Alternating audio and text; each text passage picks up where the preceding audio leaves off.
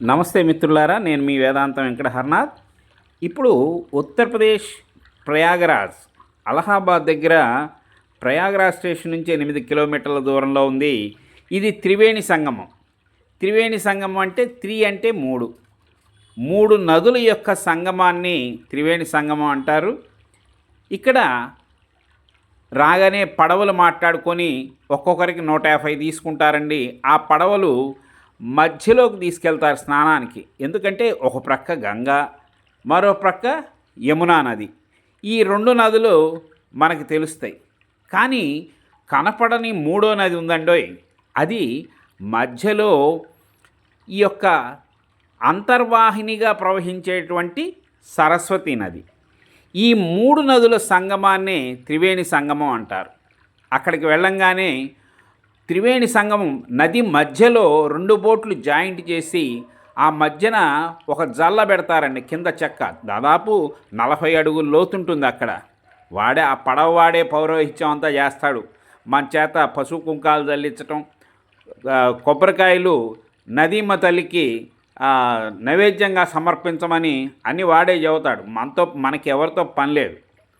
చిన్నగా అక్కడి నుంచి వాడు అక్కడ ప్రత్యేకంగా 2 పడవల్ని జాయింట్ చేసి కట్టి కింద ఒక చెక్క బల్ల పెడతాడు. ఎందుకంటే 40 అడుగులు లోతండి. ఒక ప్రక్క చేస్తే ఏమన్నా యమునా నదిలో చేసినట్టు ఉంటుంది, మరో ప్రక్క చేస్తేనేమన్నా గంగా నదిలో చేసినట్టు ఉంటుంది. మరి మధ్యలో కదా ప్రవహించేది అంతర్వాహినిగా సరస్వతీ నది. కాబట్టి ఆ సరస్వతీ నదిలో కూడా 3 కలిసిన సంగమంలో చేయాలంటే మధ్యకి వెళ్ళాల్సిందే. వాడు చెక్క బల్ల ఏర్పాటు చేస్తాడు అక్కడ వాడే అన్నీ చెబుతాడు. చూసారా, అక్కడ ఆ తడవకి 3 నలుగురిని అటు పడవ నుంచి ఇటు పడవ నుంచి దింపుతుంటాడండి. చాలా ప్రమాదకరంగా ఉంటుంది. అక్కడ కనుక మిస్ అయ్యామంటే 40 అడుగుల లోతుకి వెళ్తామండి.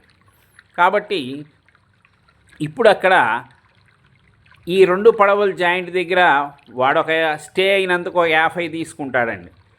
ఇంతలో ఏం చేస్తాడు, వాడే మనకి ఆ గంగకి ఒక గ్లాసు, యమునకి నదికి ఒక గ్లాసు, సరస్వతి నదికి ఒక గ్లాసు ఆ పాలు ఇస్తాడు, ఆవు పాలు.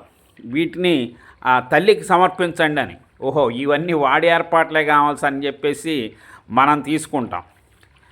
తర్వాత పైకి ఎక్కినాక ఓ పక్క పాలవాడు, ఓ పక్క కొబ్బరికాయలవాడు కూర్చుంటారు. 100 ఇవ్వండి అని. ఈ గంగలో మునిగేటోళ్ళని, ఈ నదుల్లో మునిగే వాళ్ళని మళ్ళా ముంచుతుంటారు వీళ్ళు.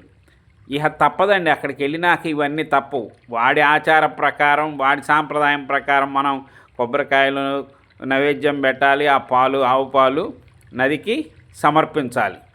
వెళ్ళినాక తప్పదు కదా. ఇది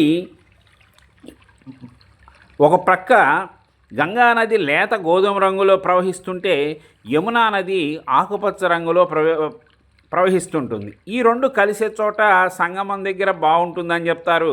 అయితే నేను వెళ్ళిన సమయంలో ఫ్లడ్ వాటర్ రావటం వల్ల మొత్తం ఒకే రంగులో కనిపిస్తూ ఉంది. ఇక్కడ స్నానం ఆచరించిన వారికి సర్వపాపాలు తొలగిపోతాయని, మళ్ళా మరుజన్మంటూ ఉండదని చెప్పేసి పెద్దలు, పండితులు చెప్తూ ఉంటారు. ఇక్కడ గనక గమనించినట్టయితే నారాయణ బలి, నాగబలి, శ్రాద్ధాది కర్మలు నిర్వహించుకోవడానికి కూడా వేదికలు ఏర్పాటు చేసి ఉంటాయి. ఈ యొక్క పవిత్రమైనటువంటి నదిలో స్నానం ఆచరించి మళ్ళా తిరుగు ప్రయాణం అయ్యాం.